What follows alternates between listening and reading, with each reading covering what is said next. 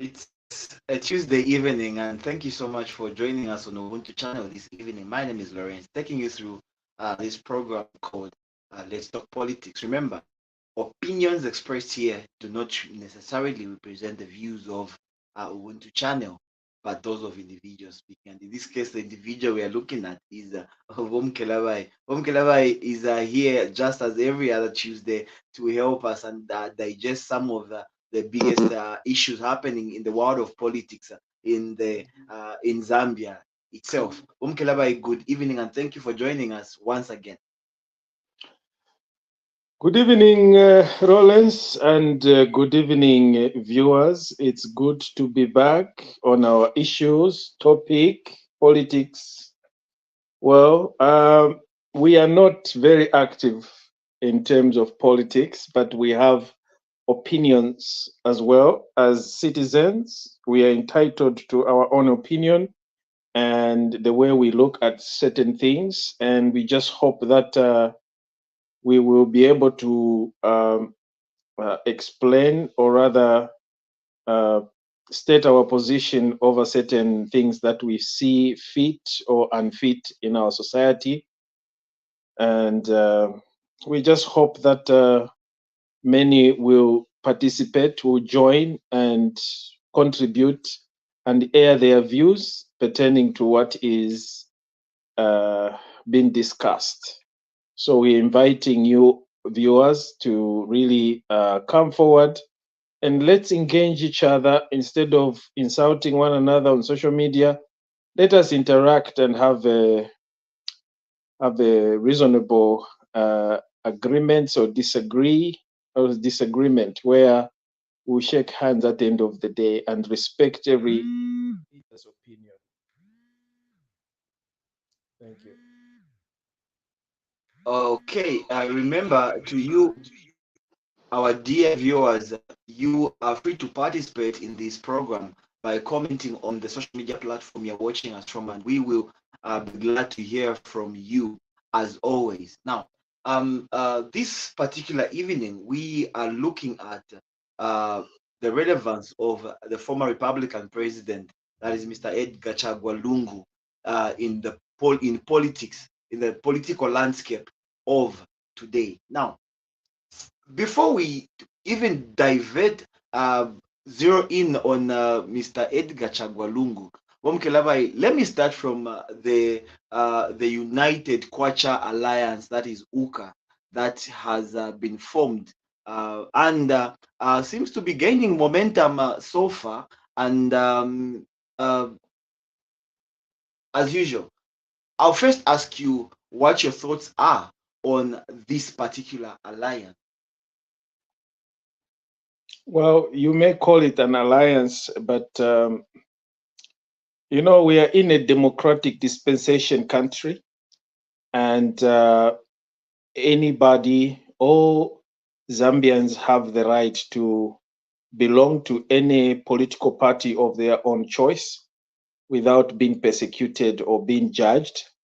It is their prerogative, it is their right that is enshrined from our constitution, the supreme law of the land that we gave ourselves. And of course, everybody, that includes the ex president or the incumbent president, have the right to belong to any political party of their choice. Yes, but when I look at this current, this new alliance, they call it alliance inverted commas.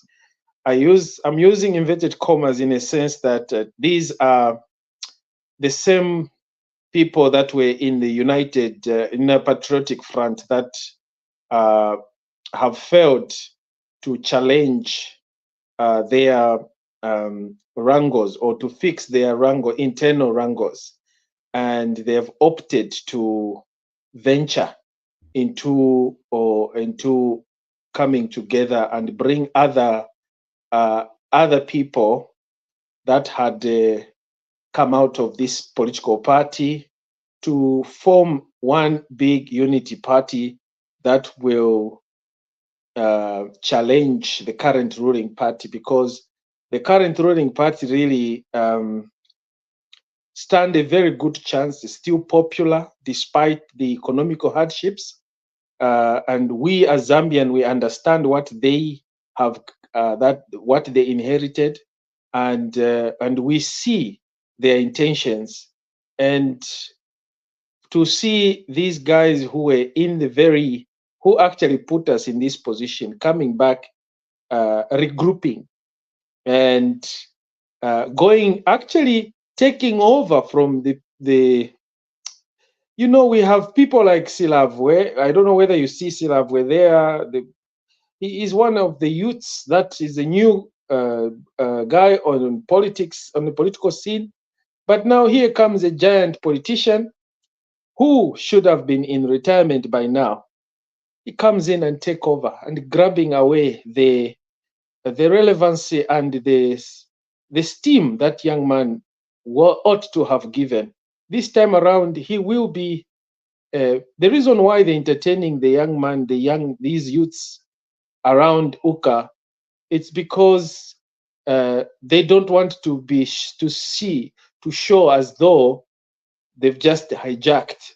Balando kutira mchibemba okusenda chinsenda kunkoko kunakilila.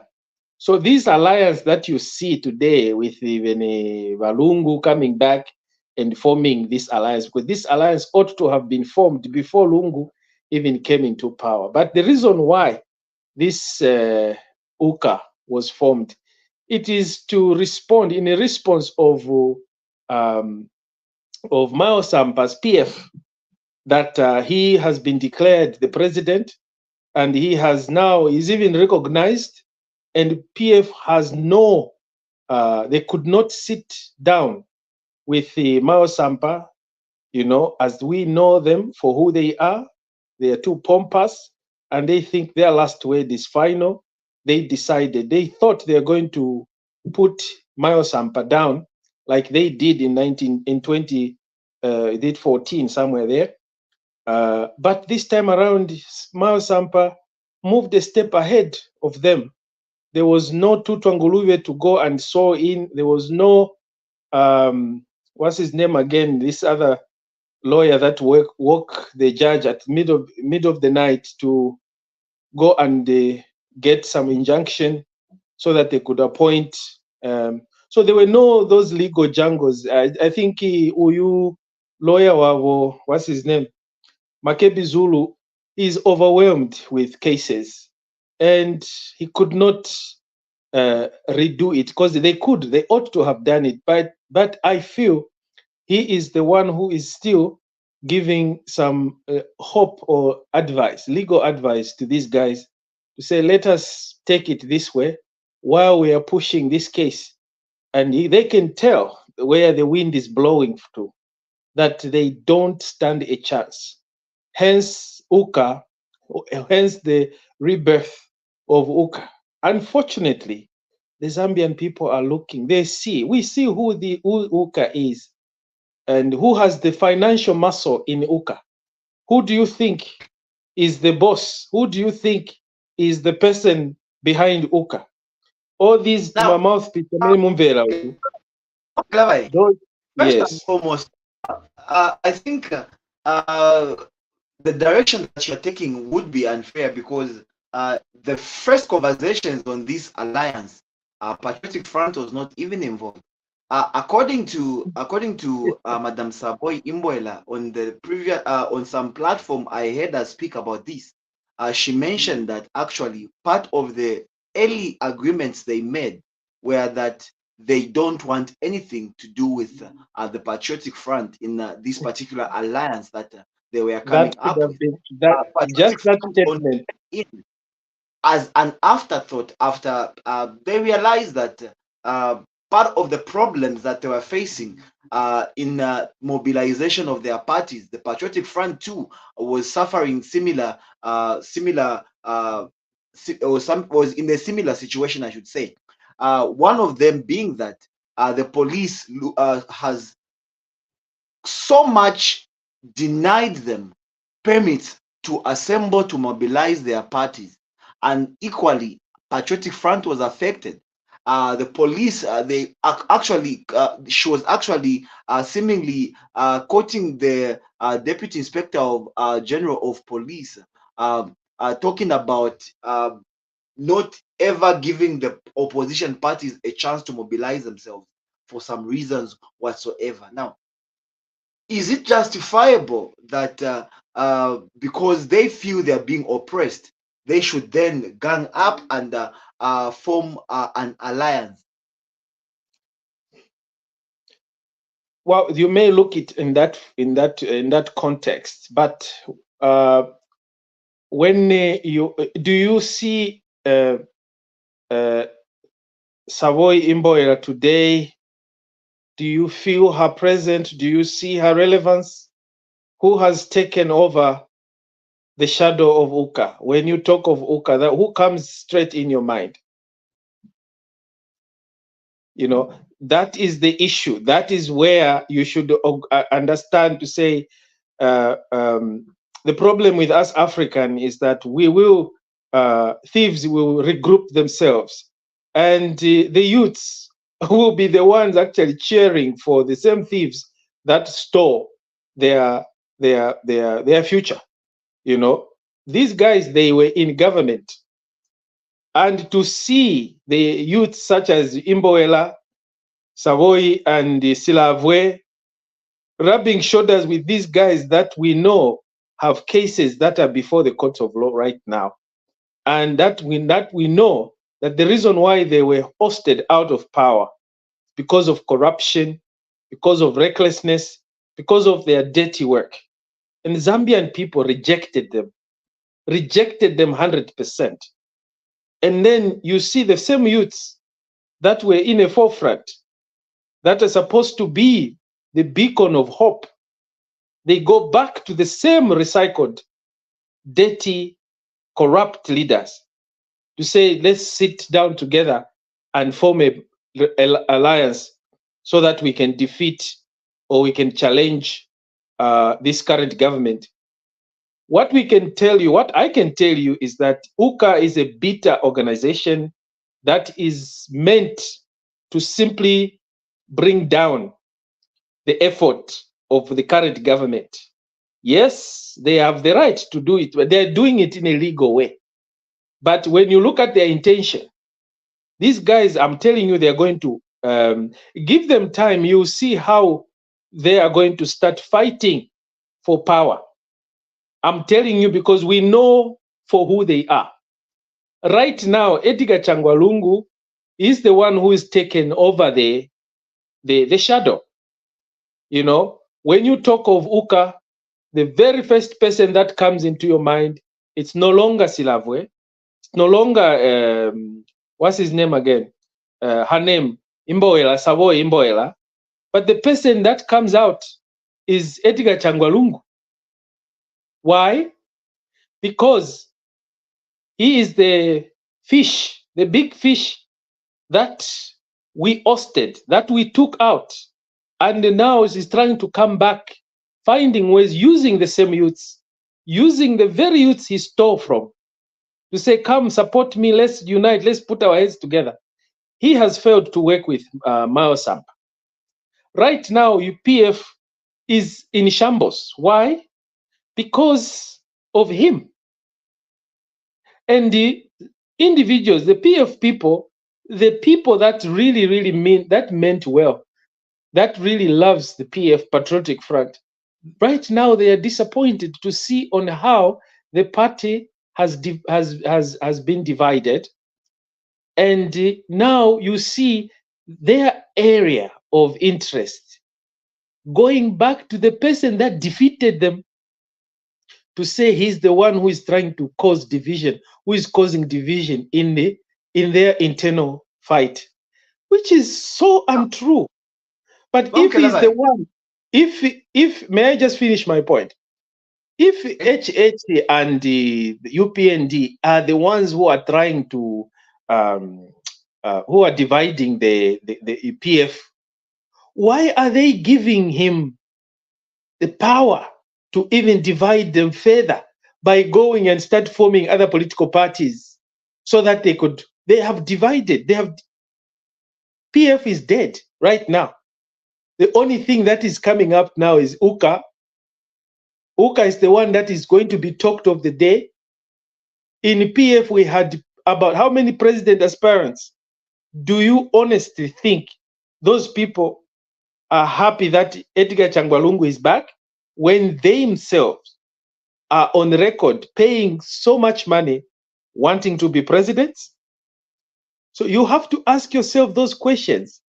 Mao Sampa, he thought ahead of them. He knows who they are.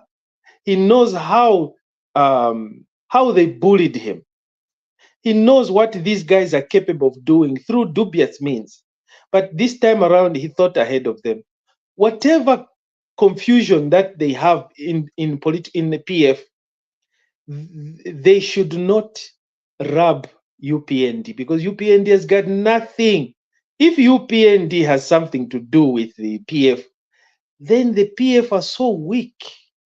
They should have been united by now to show UPND that nobody can divide them. What will stop UPND to divide this UKA again? If at all they claim to be so strong, just wait and see, because we know who they are. Wherever Edgar Changwalungu goes, he is the man that cannot control his own people. He is the man that is actually encouraging cadreism and a lot of division. And you are going to see these fights in the near future, because these fights are coming. Bene Luvinda, Bene, what's his name? These guys in police custody now. I almost cut you short on, because according to official statements by the alliance partners in the UKA, they are saying, as things stand, they have not picked any leaders as of now, because they want to subject themselves to a democratic dispensation in the party. That is number one. Secondly, they are, some of the members in the alliance are quoted praising the former Republican president, that is Mr. Edgar Chagwalungu, for his humility, because they admit that he comes in as the biggest person there, being the immediate past president of the country.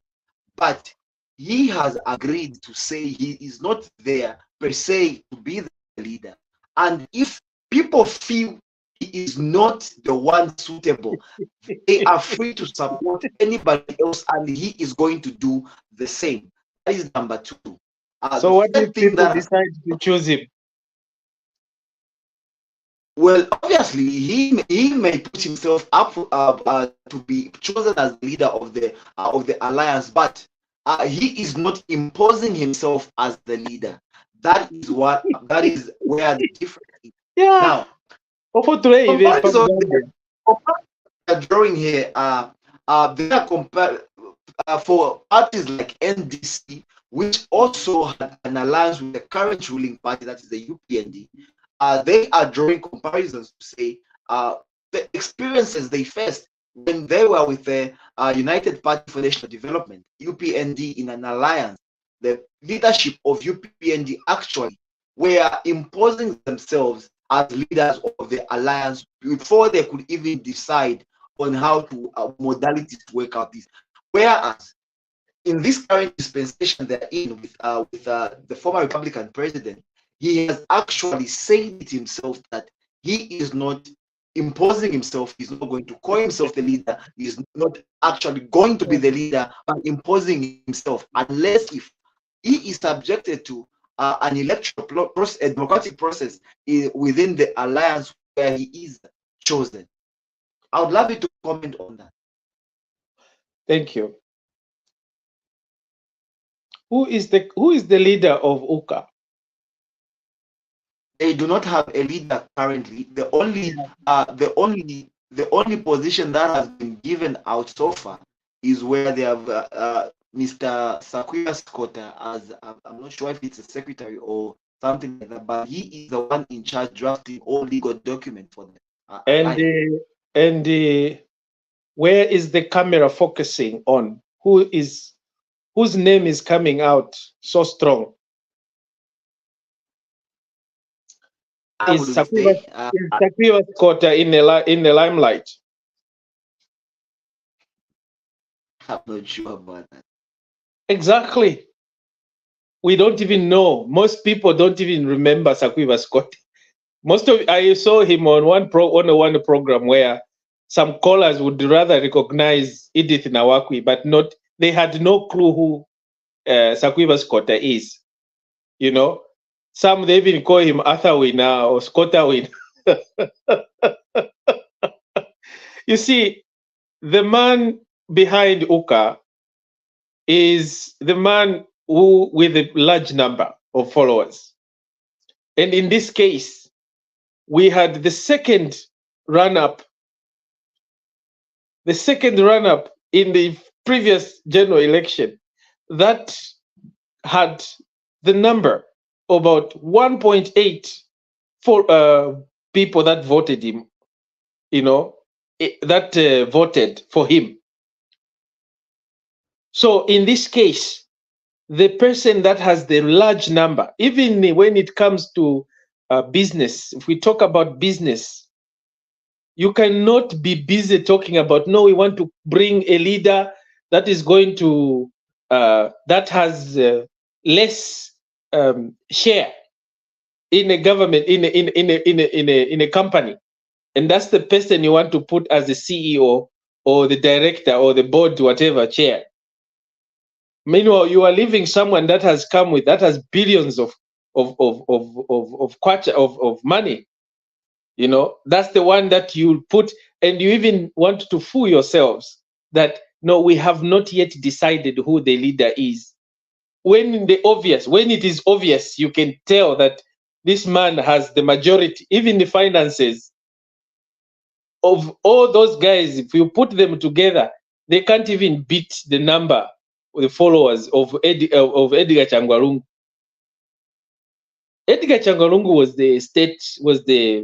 the head of state at one point,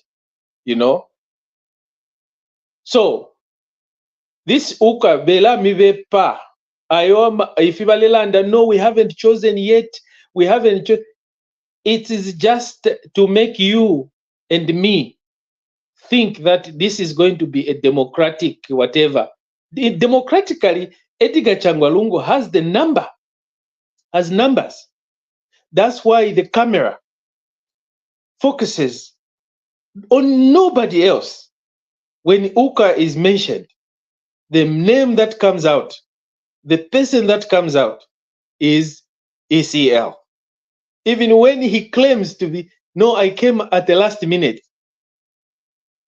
You see, if today Dangote decide to come and join, you will see the focus will change. So Bela Mivepa, this is how politics is. It's a game of numbers. So when you hear Edgar Changwalungu coming back to say, no, he wants to use those vocabulary. No, I'm not imposing myself.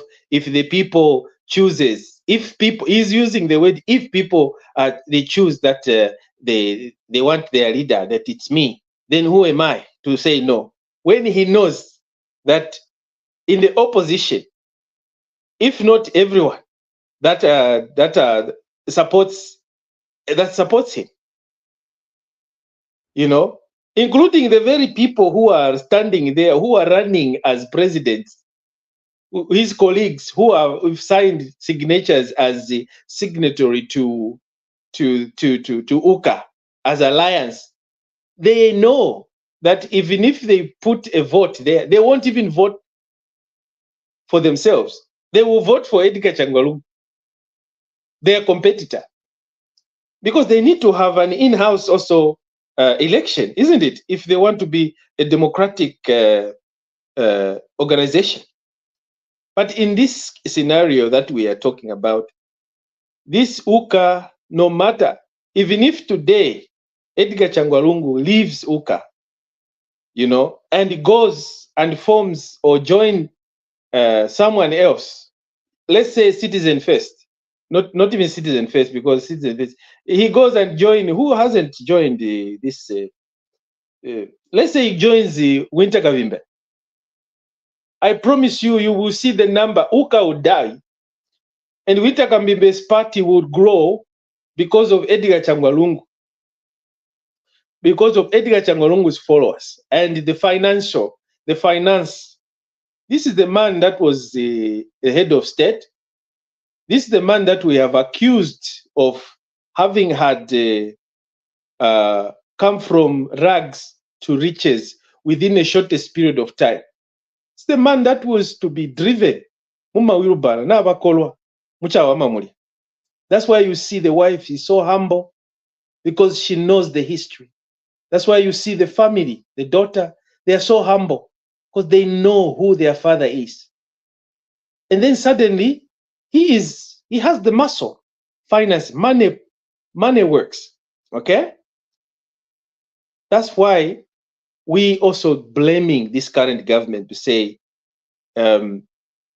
he may have money, but how we wanted to know was how he acquired this amount of wealth within the shortest period of time. Why should he be exonerated from these crimes or these charges just because he was a president? We know he enjoys that immunity, but there's a provision in the very constitution where that demands him, if we want to prosecute him, to be stripped of his immunity so we can prosecute and probably recover whatever monies, the very money is using to form UKA.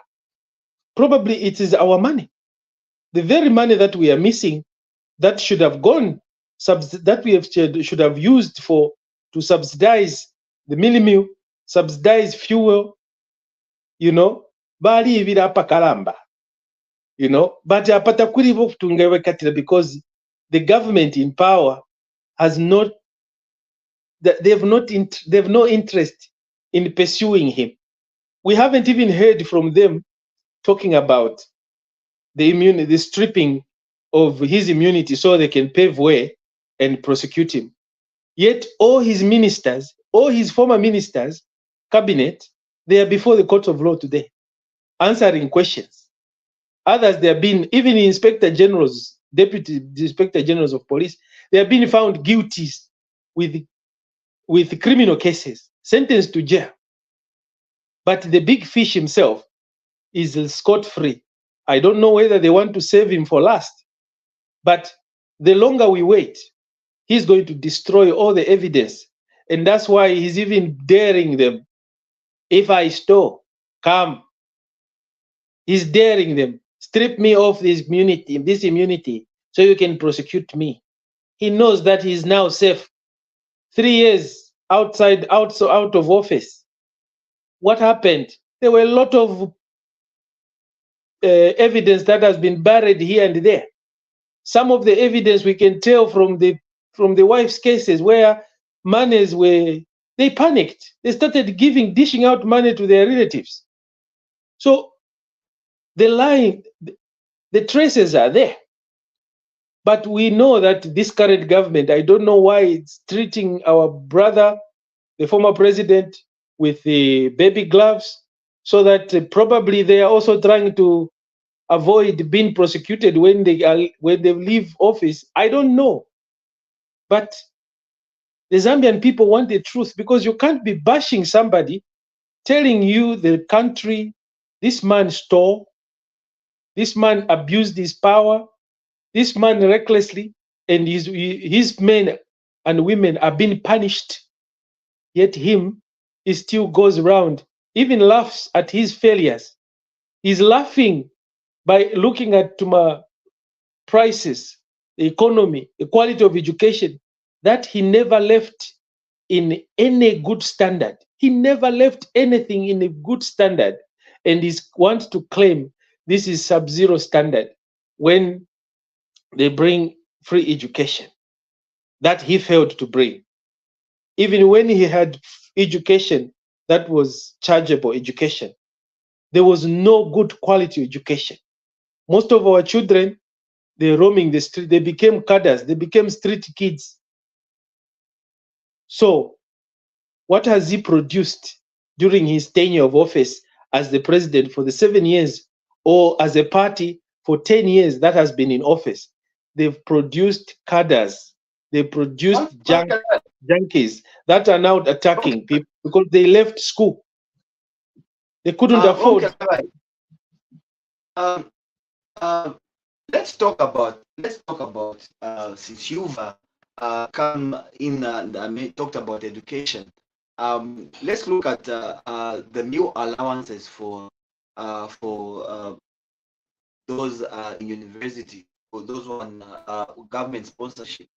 Now, there was a time when students were actually requesting that the meal allowances should be increased from the way it was. That was around 22 kwacha 15 way per day. Should to be increased probably to 25, and there was a proposition of 30 kwacha per day, because obviously the cost of living has really gone high, and they were being met by explanations by the government. Though I must make mention that actually the government has indeed increased the meal allowances for the students, but in that time, President Edgar Lungu was seemingly suggesting to the students to say, if he can't increase for you, at least tell him to reduce on his international trips. Now, this issue of international trips, actually, we saw, I think, when the current president was in opposition, condemning the trips that former President Lungu was making, saying that it was too much.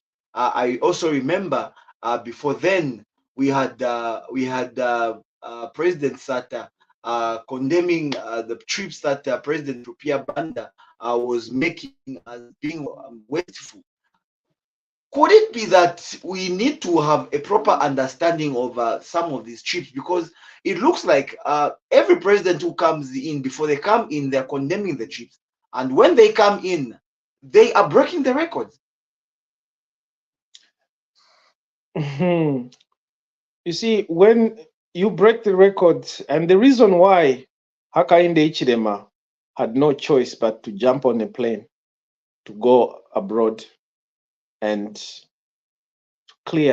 was to go and clear the name of our country, the bad name of our country that was dead stamped.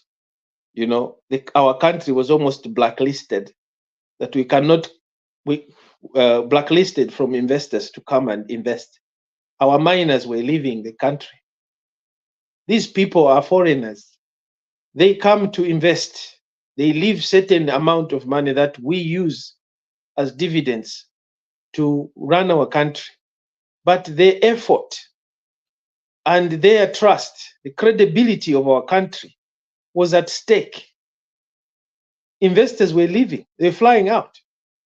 The embassies were being closed. The Americans were being chased.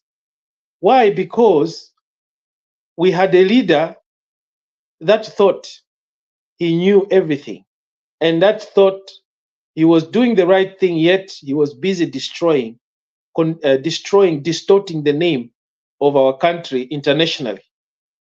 This is a country that the first country to default the debts.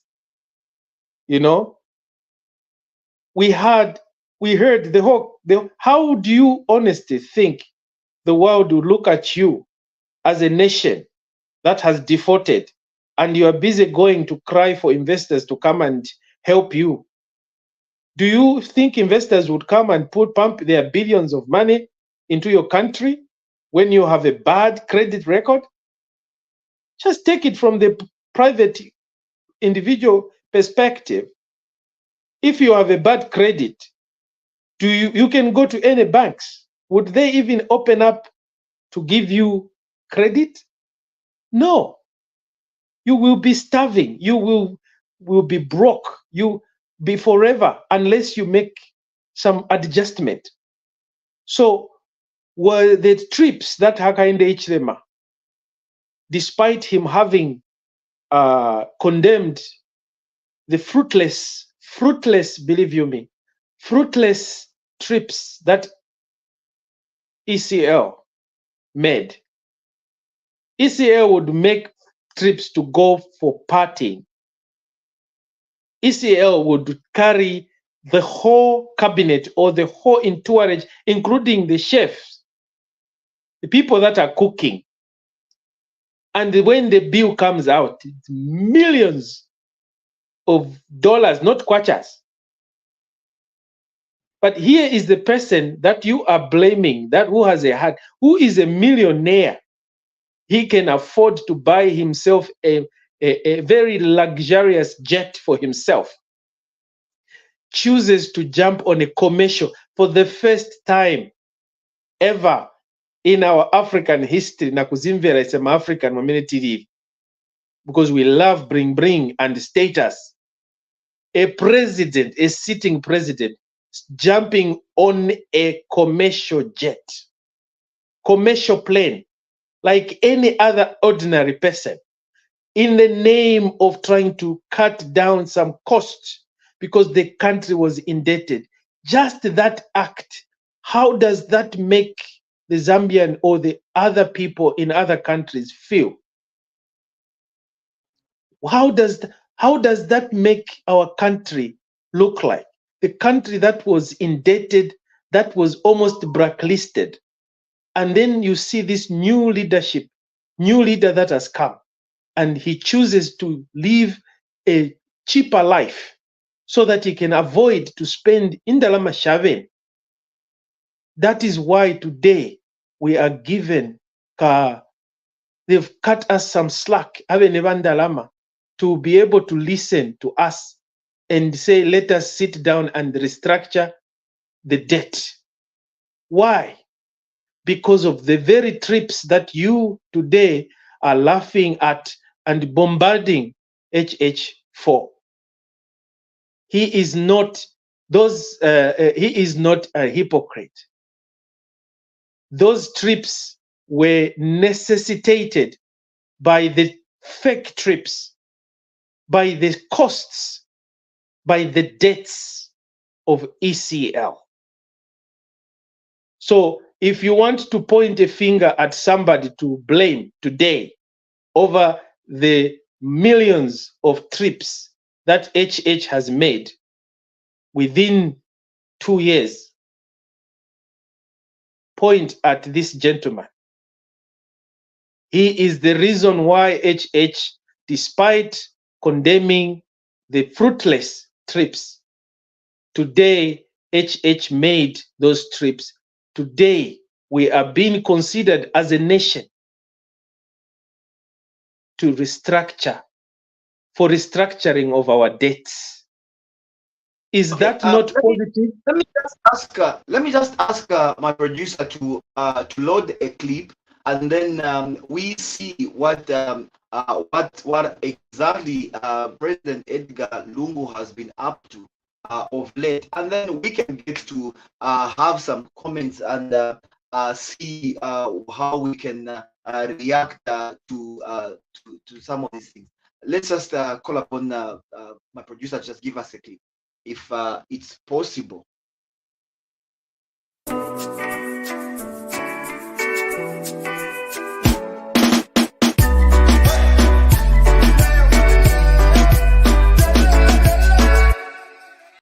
Us, they want to tear gas us, they want to shoot us. They can go ahead and do that. We are citizens of this country. The fact that I'm former president doesn't make me a less citizen, less national. I'm just a national opinion. You're former president. Former president, you think should come.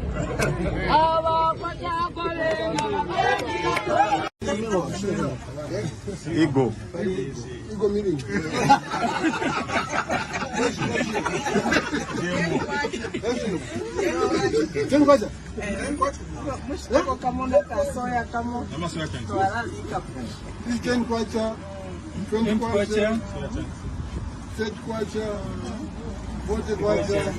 So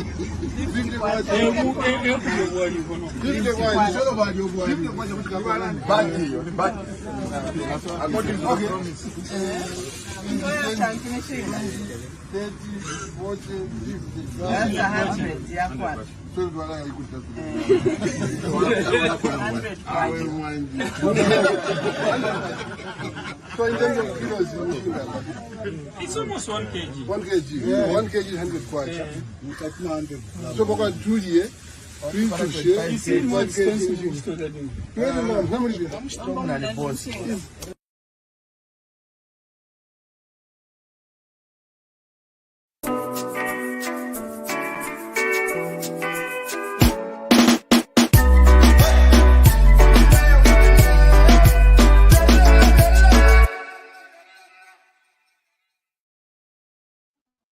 Welcome back to Ubuntu channel. We are on Let's Talk Politics, and we are looking at the relevance of Edgar Chagwa Lungu in the political landscape in the country right now. And we are just from looking at 2 clips.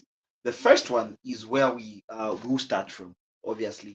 And in that clip, President Lungu is actually filming at the treatment that he is getting from the Zambia police, who this afternoon denied him and other patriotic front members, in inverted commas, obviously, from visiting that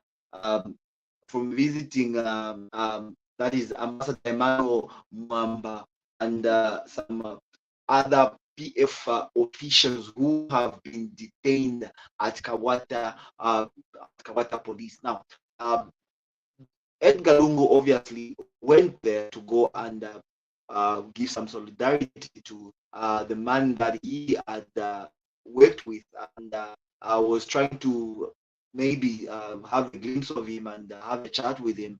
But the treatment of the police is what angered him, as he was sent away together with a squad of other PF members who had gone there. Mukelabai, you can hear former President Lungu fuming, saying that, telling him, you're a former president, he says, to hell with that. He seemingly has had enough of it. Now, it always begs a question. Do presidents suddenly forget some of these things once they are in power and regain their memories after leaving power? Yeah. You see, the man is bitter. The man is hurting, and coming back into politics. I felt, in my opinion, that Mr. Edgar Chagwa Lungu made a terrible mistake by coming back into politics, because the man is still healing from the rejection, that the majority Zambian people rejected him. So he's bitter, and the reason why he's coming back, it's not because he wants to come and put. Let me redirect you in a certain direction. Let me just redirect you in a certain direction. Let us cut down on the bitterness and things like that. Let us look at exactly what is happening here. We have seen these scenes before, where even the current president had gone to pay a visit to some of his party members who were arrested while in opposition, and he was complaining, same way that President Lungu is complaining today, saying that the way the police is conducting itself is not professional. Now, tables have turned. The one who was okay with police now is the one complaining today. The one who was complaining with the police is actually very quiet today. This is what I'm trying to draw an attention to. Chiwamiragalu. Chiwamiragalu. They say Chiwamiragalu. But the thing is, probably the police officers should have asked him to produce a passport to come and see those criminal suspects, or those who are alleged to have been detained. You see, the police have their own ways of dealing. That's their own institution Of course, they are answerable to the commander-in-chief. But when the police are doing their own investigations, and then they see crowd of people coming, you know, Edgar Changwa will always be followed, will always attract, you know, the crowd. He has his own followers, you see, and that to the police is not a right thing to do. We lost us during just a few years ago. You know, we lost a state prosecutor by the name of Nsamansama. Why? Because HH, as popular as he was summoned, okay, by the police. And because there were people that loves him, so they decided to go and give this solidarity. You know, what happened? The police stood the ground to say, no, you can't do that. We only invited, Kampyongo is on the record, we only invited who? HH. This is where Council Honorable Minister Tayari today was at gunpoint, almost dropped by some angry officer. Why? Because the police, they were acting within their mandates, or they were acting with the instructions given. Do not allow crowd. They are crowd controlling. But here we are. That time, the leadership allowed the police to use live bullets to control the crowd, or to control those people who were not even rioting. They were not, even Edgar Changalungu, when he went to the police, were they rioting? No. But there were a lot of cheers, there were a lot of commotion that attracts more people to come. And that can create a very bad reaction if something had to happen there. Mr. Lungu was going to be hurt himself. Secondly, a lot of properties were going to be destroyed. A lot of lives were going to be lost. So the police have to gauge, they have to gauge everything, because they are a security firm. This is why we should not politicize the police. You are putting them in an awkward situation because what they want to do is to maintain law and order. You come to the police with cadres, drumming, insulting, talking, singing, yet you want to investigate a crime. How are you going to conduct an investigation in a quieter environment? If you have been following our politicians, when they are allowed, they're given an opportunity to go in and face the police officers. Have you ever seen when they come out claiming, blaming, condemning, insulting police officers? No, they simply say the officers were professional. The officers, they dealt with us in a very nice manner. The officers, they did this. So all that is in the name of maintaining law and order. So Mr. Edgar Changwalungu, by virtue of him standing up, we can't stop him. But the police have the right to simply say, sorry, you with your high caliber, with your stature, you come here, and then look what is happening behind you. If we allow you in, we will be unable to control you. Kawata police is a small police station. It cannot contain all those people. If that situation was to erupt into a riotous issue. So the police have to act swiftly. Do we allow this man to come in? They denied HH before, and they have the right to deny Edgar Changwalungu before.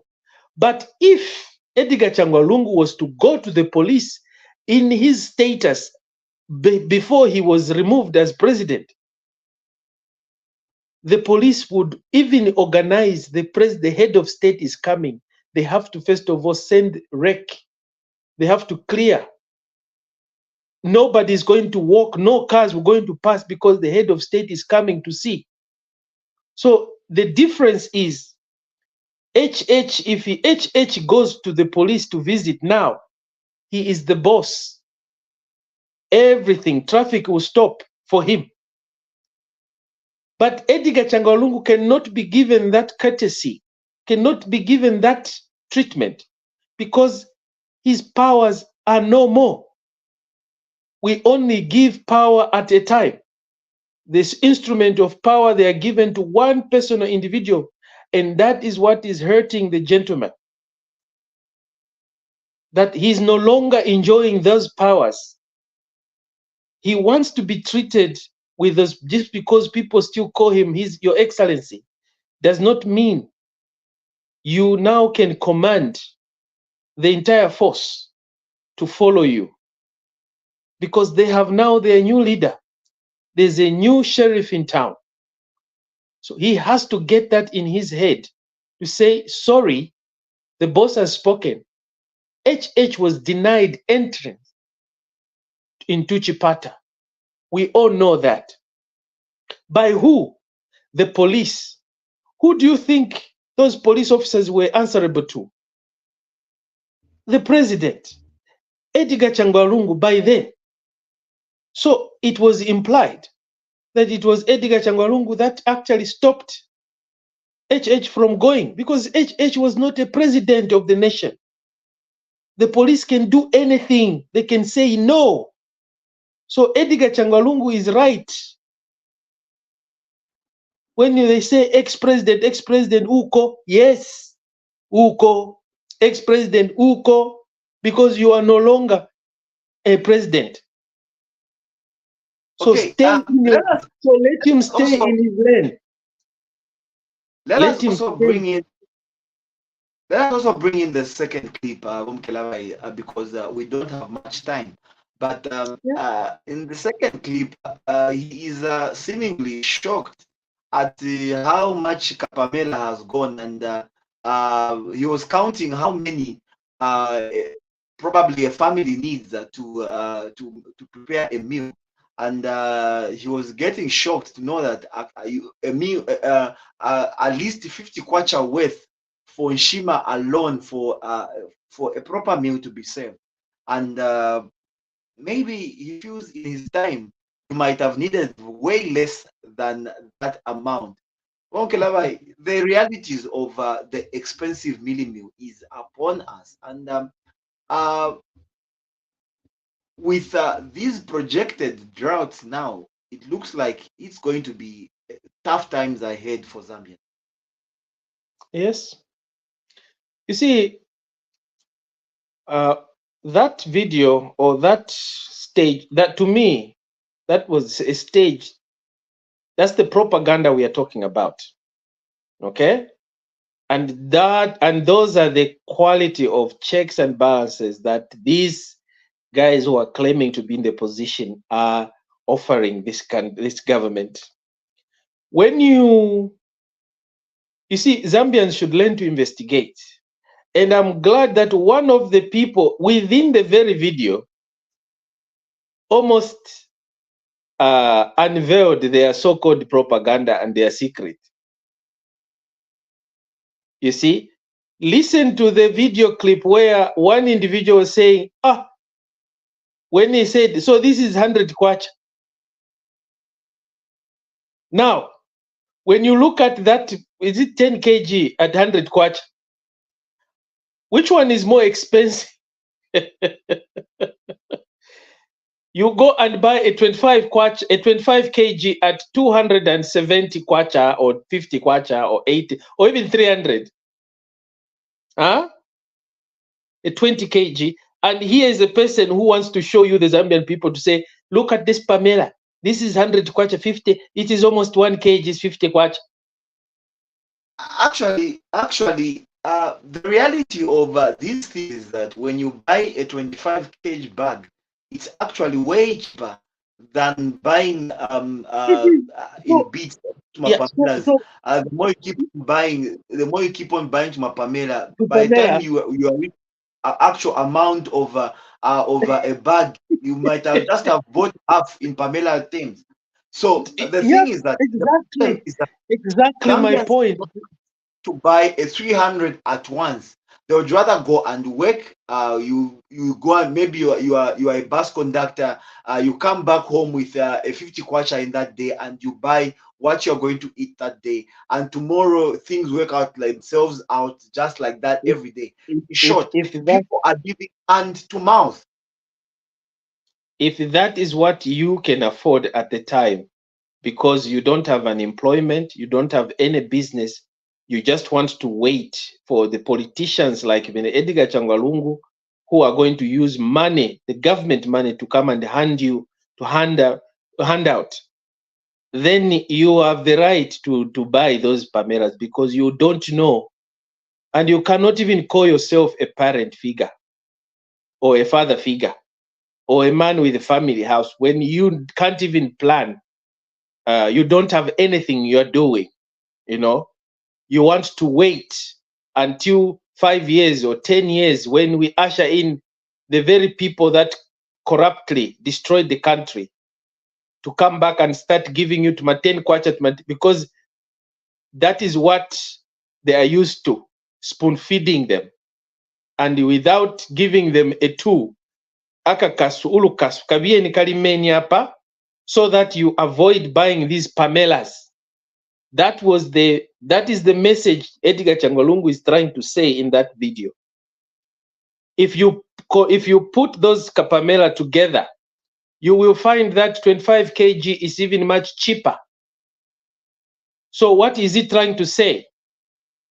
You see, so it is just going to bite him back. And to me, he is insulting you and me, the Zambian people out there. He's laughing at you. And This is what as we are drawing closer, I would love to bring you in also on probably in the same line.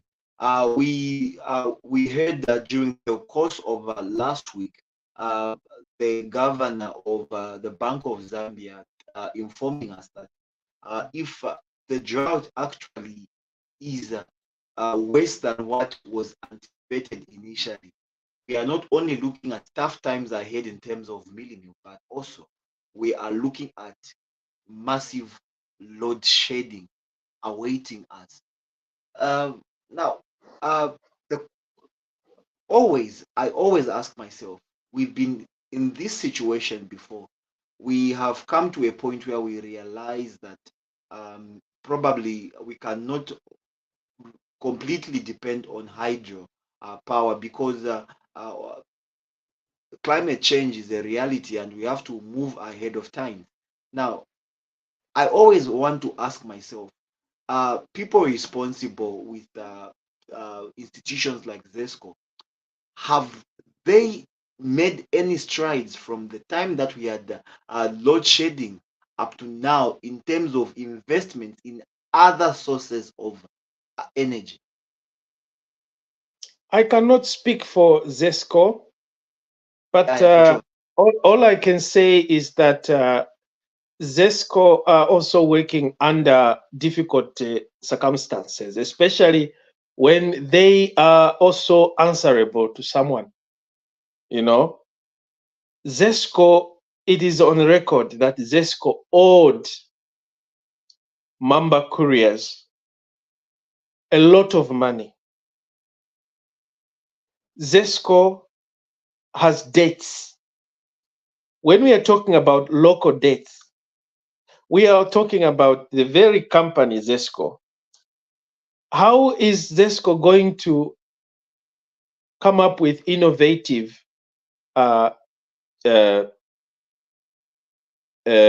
projects that are going to tap into, say, they tap into solar? Where are they going to find the money if the money is going away to go and service the debts?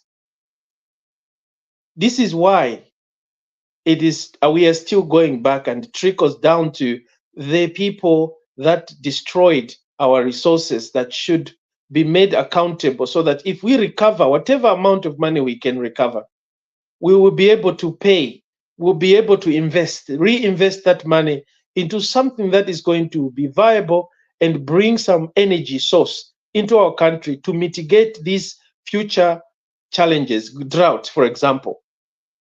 But you can't challenge, you have to declare the country a hunger-stricken, a national disaster, where we are going to start now asking for arms from other international organs to come and help us, because the country as a whole has been stricken and the government don't have the capacity, because the capacity, the money that we had put people like Edgar Changwalungu in government that instead of investing or thinking in the future, they go and buy a plane. How are we going to, that plane, do you know how much money we used over that plane? Do you know how much money we used over those fire tenders that are not even in work today? That money, if that money was invested, and we are not talking about small money, we're talking about $1 million, not even kwachas, dollars, that we could have a farm of solar farm where we could, and we have the sun, this drought that is taking, we can actually benefit from it. We could have been benefiting from it already, because it is going to be sun, and this sun is going to give us energy to continue working in our mines so that we can dig more gold and more copper so we can sell and bring more revenues to our country. But where are we going to get the money? Because these people are the ones paying revenues. The mines are not working because PF frustrated them. Right now, they are busy struggling also to make profit. Na nkwelesa ale tulole shauterete awe na limipere akashita 10 years, 20 years. You ought to have kept something in your reserves by now. But instead, you were not thinking about the future. You were just eating. Now there's drought coming. When a drought comes, we can't condemn the government. No. We can't blame anyone. We blame ourselves. Because we should have found ways of protecting ourselves or mitigating these future challenges. We can't even plan for the future. But Mukelabai, government has the responsibility to inform the masses. For example, under the Ministry of Green Economy, we have the Zambia Meteorological Department, which is supposed to be even if you inform the nation. Inform, because what was the point of distributing if these departments are there and properly functioning? What is the point of distributing seeds and fertilizer to people when it's going to be a waste?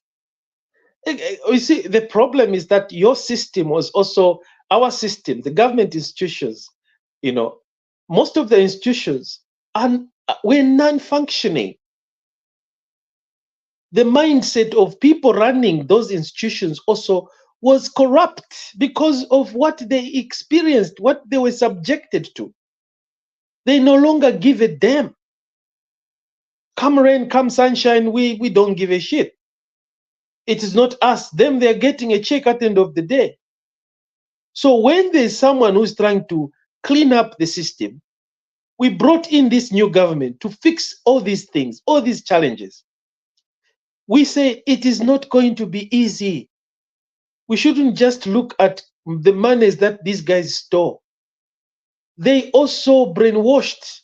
They also bombarded, destroyed. They killed the morality, the morals, the morale of civil servants, of these guys running parastatals, because they could see here is a chap who was just running on the street without anything. He comes into government because his cadre is given a position. Tomorrow he buys a helicopter. Meanwhile, you, who is a technocrat, has been there for years making plans. The monies that you realize that it is going to be utilized in the right way, but it is taken elsewhere. Start flying the girls to Dubai to buy things, shopping. You're even bragging, perfume, my perfume is expensive. Then these are people with a short memory, short mindset, with a low IQ. They don't never used to think about the future. But these are the challenges. So how do we take out this? Because the system were rotten, Vane. This is what we have been telling you, the Zambian people. It is not just corruption. It's not just when corruption has entered the country, all the institutions will be affected. So right now, what these guys are doing, they are just trying to at least save some of these other powerful institutions to bring them to resuscitate so that they could work and maintain our children's future tomorrow. So that tomorrow when someone comes and take over, at least we have some kind of sanity. But here we are wanting to go back to the people that has put us in this very same problems. And these are the people that now we are following and clapping for. When they regroup, when thieves are busy regrouping themselves, they want to come and challenge because they are avoiding prison. They want to make sure that this person who wants to clean up is gotten rid of so that they could go back and continue rooting. So that is why Zambians should be very, very, very vigilant on who our leaders are, who these people that we entrust to run our institutions. Look at what is happening. Look at what is happening in Parliament. Total childish from our members, so-called honorables. I pity that woman, the speaker, because she's now, it's like she's in kindergarten, trying to control kids who are naughty, who have HDD, who are the kids. And these are members of parliament, senior people, whose, of course, qualifications were questionable, some of them. So we are in deep, deep, deep trouble. We just need really, really prayers. If at all God is there, we need his intervention. But right now, the man and the team that is currently here, the one that we are busy insulting, degrading, mistreating, calling names, we are blindfolded. We can't see that these guys, they mean well. They are there to help us. And if they stupidly think that they can go back and do exactly what the PF did, then because we are going to kick them out. No one can live in that office, in those offices for a long time. But the laugh is on us, Zambians. The quality, the kind of leadership we put in our offices. Unfortunately, we have to wind up the program. We have actually overshot a little bit. But we know it is for a good cause that sometimes we overshoot it so that we can discuss and extensively exhaust some of these issues as much as possible. And we really, really appreciate your presence, Mukelabai, once again. And hopefully we meet again next week on this particular platform. I want to thank everybody who's been who had joined us watching this program and listening in for your attention and for giving us that much space. On behalf of myself, Mukelabai himself, and the man on the controls, that is Mr. Emmanuel. I want to say thank you so much for joining us and have a good have a good night. Remember, you are free to watch a repeat of this program right on Ubuntu channel platform. You will find it and you can watch it at any time so that you can catch up. Probably you may have missed some certain parts of this particular interaction. Good night once again and see you next week.